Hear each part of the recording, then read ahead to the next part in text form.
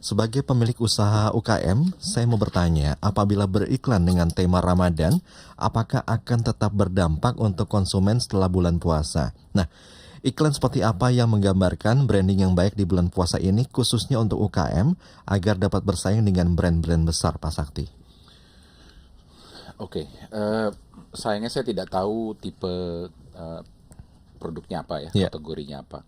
Jadi kalau kita anggap ini adalah generalization atau konteks yang sifatnya umum, saya tidak melihat UKM atau tidak UKM. ya, Tapi yang pertama adalah offeringnya dulu. oke, Jadi yang dia jual itu pertama-tama jamak atau tidak. ya, Ya, kalau memang biasanya UMKM itu adalah jamak, berarti isunya memang betul bagaimana dia bertanding dengan yang lebih besar. Saya selalu percaya yang namanya diferensiasi ataupun mungkin yang lebih jauh adalah yang khas ya. ya, Itu pasti akan mempunyai bobot lebih besar dibanding yang tidak khas. ya, Kalau kita boleh pinjam unsur kultur, itu malah lebih dalam lagi. Artinya siapa yang paling mengerti orang Indonesia? Apa iya brand-brand yang global itu ngerti betul orang Indonesia? ya, Belum tentu juga. Tapi jadi artinya ada celah-celah yang menurut saya bisa digunakan oleh para pemain UMKM ini untuk menggunakan momentum itu justru untuk memunculkan yang orang lain tidak mungkin bisa pikir. ya, Tadi misalnya tadi sempat kita ngobrol soal pisang hijau misalnya ya, gitu ya. Siapa yang bisa berpikir? Apakah oke, bisa brand yang misalnya suka jualan burger atau suka jualan ayam goreng dari luar misalnya gitu, ngerti bahwa ayo sediakan itu gitu. ya, Misalnya, siapa brand dari luar yang tiba-tiba bisa bilang, ayo sediain kolak misalnya? Nggak ada di dalam vocabulary mereka yang namanya konsep kolak itu tidak ada. Jadi salah satu celah yang menurut saya bisa dilakukan di sini adalah memunculkan produk yang begitu unik, yang begitu khas yang nggak mungkin dia bisa dilawan oleh siapapun ya. Namanya boleh besar yang udah gede itu gitu ya. Tapi itu adalah satu produk yang tidak mungkin bisa diambil oleh orang lain. Itu yang ya, pertama. Yang kedua, coba menurut saya munculkan tidak hanya dalam bentuk iklan sebetulnya, tapi dalam bentuk series of product. Jadi misalnya sekarang muncul kolaknya misalnya. ya, Oh, orang udah suka. Nah, coba mulai lebarkan. Apakah lebarkannya melalui konsep pisang? Jadi misalnya ada pisang kolak misalnya, tapi juga ada pisang sale, pisang lain-lain yang datang dari satu tempat. ya, Itu yang saya namakan dengan pelebaran dari inti yang sama.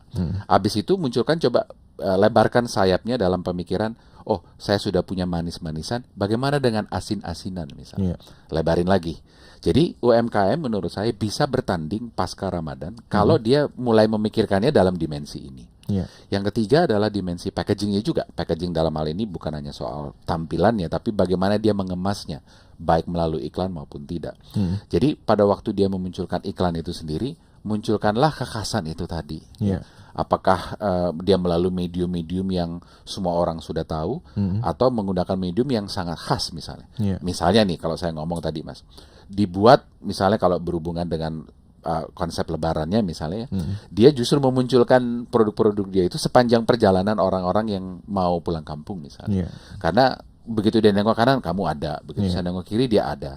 Mas tahu lah kalau kita lihat misalnya perusahaan-perusahaan mobil, perusahaan betul. motor itu kan dia menyediakan tempat-tempat Bengkel siaga. sama konsepnya. Tapi kalau kita lihat ini dalam rumpun yang lebih kecil UMKM misalnya. Kalau saya lihat UMKM itu lebih kepada dimensi dan ukuran dari bisnisnya, bukan dari apa yang dijual. Saya kira dari konteks yang sama dan strategi yang sama, menurut saya bisa berkompetisi. Asal dia juga tahu bahwa dia mempunyai sesuatu yang berbeda dengan yang lain. Menurut saya jangan berkompetisi di kekuatan bayar beli iklan, Mas. Terlalu berat. Karena yang gede-gede pasti duitnya lebih kenceng. Jadi kita lewat strategi lain yang lebih dekat kepada si calon pembelinya. Oke. Nah, kalau bicara mengenai bulan Ramadan, ini kan banyak sekali brand-brand yang menawarkan diskon besar-besaran, Pak ya. Apakah itu salah satu strategi yang tepat memanfaatkan momentum yang ini? Dan kalau dikaitkan dengan tipe-tipe brand, apakah berlaku untuk semua brand atau bagaimana, Pak? Oke. Yang pertama, saya mau mengatakan diskon itu kan selalu konsepnya mengurangi ya. Iya. Kalau saya lebih senang konsepnya menambah. Jadi misalnya gini, saya nggak suka kalau orang bilang, kamu biasa beli satu harga 10, kamu sekarang karena lagi Ramadan, kamu beli di angka 9. Menurut saya itu menurunkan value. Kalau saya lebih senang gini, ini satu harganya 10. Yeah. Kalau kamu beli 3, kamu saya tambahin 1 jadi 4. Ah, itu. Jadi itu menurut saya bukan diskon. Ya. Walaupun bunyinya, iya saya beli 4, harganya jadinya satunya bukan 10. Iya.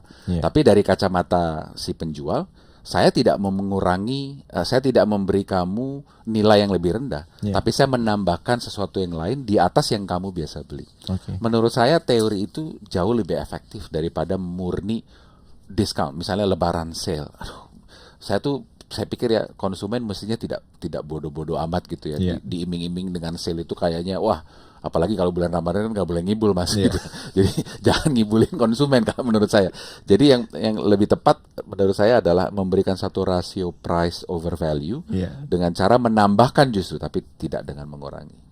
Itu berlaku untuk semua brand atau gimana, Pak? Saya kira iya.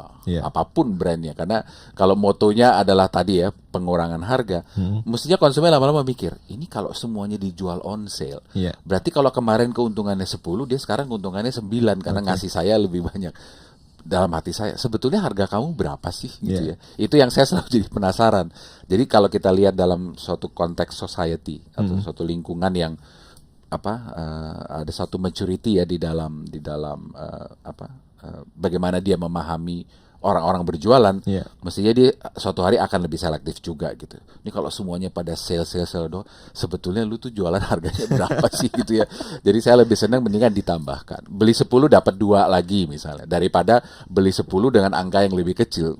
Nggak tahu, kalau saya kok lebih senang cara yang pertama. Nih, yang terakhir kata kuncinya apa nih, Mbak? Kalau melihat brand dan branding dalam perspektif memasuki bulan suci Ramadan ini. Nomor 1, jaga jati diri. Persis sama juga dengan konsep kenapa kita berpuasa adalah mengenali jati diri. Jadi jaga jati diri. Yang kedua, tingkatkan relevansi dengan menggunakan momentum Ramadan. Yang ketiga, tetap pertahankan pemikiran short term pain tapi untuk long term gain. Jadi jangan melulu gampang terjebak dengan momentum semua pada diskon dan lain-lain, tapi coba cari offering yang memberi suatu paket yang lebih menarik dan lebih atraktif kepada konsumen justru di momentum yang mereka juga jadi sangat sensitif dengan apa yang mau kita jual.